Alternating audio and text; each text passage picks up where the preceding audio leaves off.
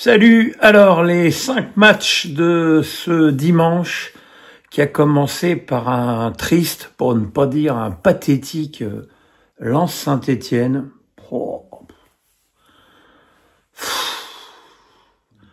Oui, c'est quand même globalement rien passé pendant 90 minutes, si ce n'est le penalty raté par Cardona pour Saint-Étienne suite à une faute ridiculeusement commise par Malang Sarr, qui en fait quand même un paquet des boulettes.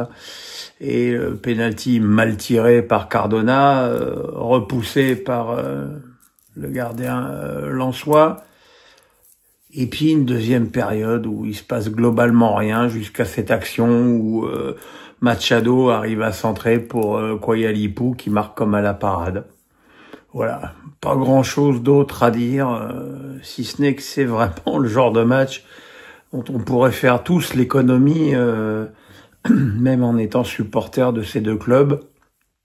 Alors, ça permet à Lens un petit peu de se replacer dans le haut du classement et à Saint-Étienne de continuer son chemin de croix.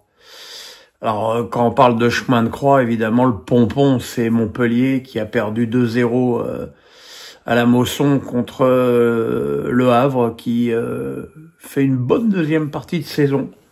Franchement, un bon mercato hivernal malin pour les Normands et une équipe qui maintenant marque des buts, qui prend confiance, qui est plus solide défensivement. Je pense que le fait que Georgelin soit dans les buts apporte beaucoup de sérénité à la défense havraise.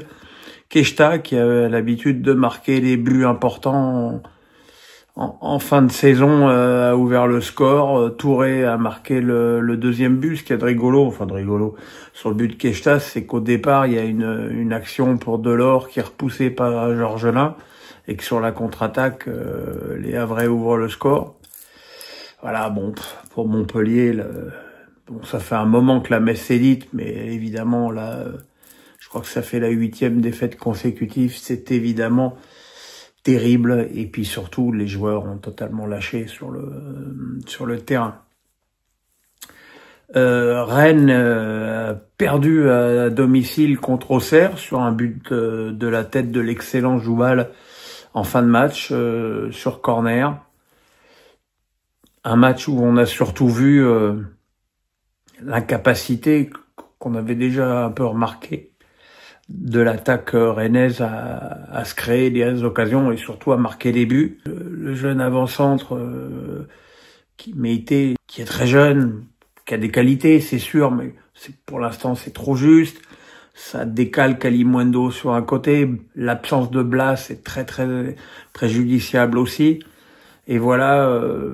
Et puis de toute façon, il faut aussi appeler un chat un chat. Cette équipe de Rennes, elle est pas bonne. Elle est bâtie en dépit du bon sens. Et Rennes ne fera pas l'économie de nouveau d'un gros mercato. Et là, cette fois, il faudra que Habib Beye, avec probablement Loïc Désiré comme directeur sportif, fasse vraiment un recrutement ciblé et intelligent pour que cette équipe de Rennes retrouve un petit peu le niveau qui devrait être le sien, notamment en termes de budget, dans cette Ligue 1.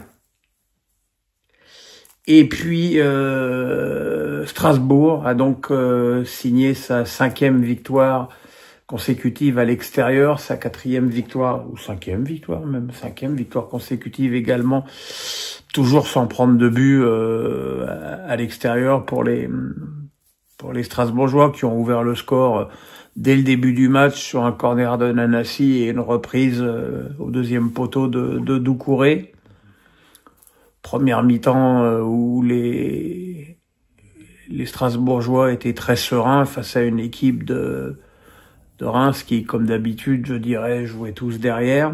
Et puis, gros changement de physionomie en début de seconde période avec une vraie poussée des Rémois qui ont vraiment mis à mal la défense strasbourgeoise qui a une fois de plus pu compter sur celui qui est pour moi le meilleur gardien du championnat en 2025, c'est Petrovic, qui a réussi 2 arrêts, donc notamment un du pied absolument prodigieux sur une reprise de Nakamura.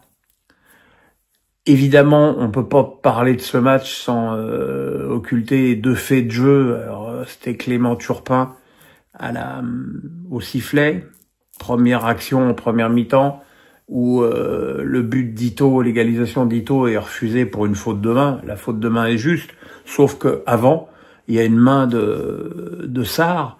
Et là, j'avoue que forcément, la VAR a estimé que la main était naturelle et involontaire.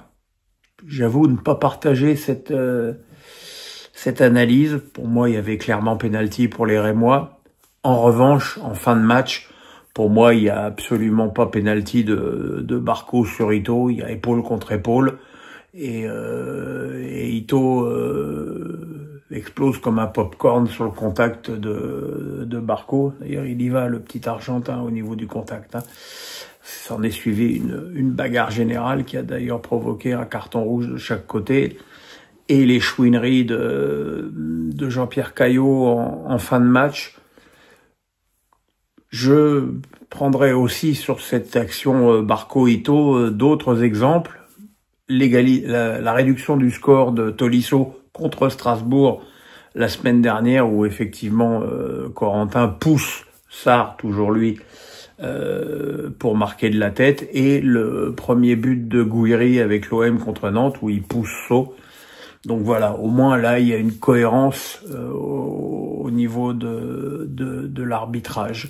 Mais on peut comprendre que les Rémois, qui sont en très mauvaise posture, puisque les voilà désormais en position de relégable. C'est bien gentil d'être en finale de la Coupe de France, mais va falloir quand même surtout s'activer en championnat. Et puis ce soir, l'OM a renoué avec la victoire, ce qui est évidemment l'essentiel. Ça les permet de retrouver la 2e place avec 2 points d'avance sur Monaco. Pour autant, on ne pourra pas jurer que cette victoire 3-2 contre Toulouse règle beaucoup de choses au niveau d'une équipe de Marseille qui était aussi, il faut le reconnaître, lourdement handicapée par les absences de Balerdi, Hojberg et Gouiri. Mais les 3 buts marseillais ne sont pas vraiment construits. Le premier but, c'est une volée extraordinaire de Soiseau contre son camp. Le deuxième, c'est un but fantastique de Greenwood, frappe de 25 mètres dans la lunette, ce qui a permis à Greenwood de signaler sa présence autrement que par des simulations dans ce match. Et puis le 3e but, très très belle volée de Rabiot. Donc les buts sont magnifiques, mais c'est pas parce que tu marques des buts magnifiques que ça veut dire que ton match est maîtrisé. Surtout que Toulouse, qui a quand même pas grand-chose à jouer dans ce championnat, a eu pas mal de belles occasions dans ce match. Ils ont d'abord égalisé une première fois par un but de la tête assez chanceux de Magri, qui place une tête, moitié épaule, enfin plutôt 2 tiers à épaule, un tiers tête. Et un autre but, la réduction du score de Siro, là aussi sur une volée assez chanceuse, parce que j'ai l'impression que Siro a juste le réflexe de tendre la jambe quand le ballon arrive vers lui, mais qu'en aucun cas il cherche à faire une frappe. Voilà, donc c'était un match spectaculaire avec des jolis buts, mais la maîtrise, surtout sur le plan défensif des Marseillais, est encore très très discutable. Et puis c'est surtout que la prochaine journée, il y a Monaco-Marseille. Et que là, évidemment, Monaco aura l'occasion, en gagnant au stade Louis II, de reprendre la 2e place à Marseille.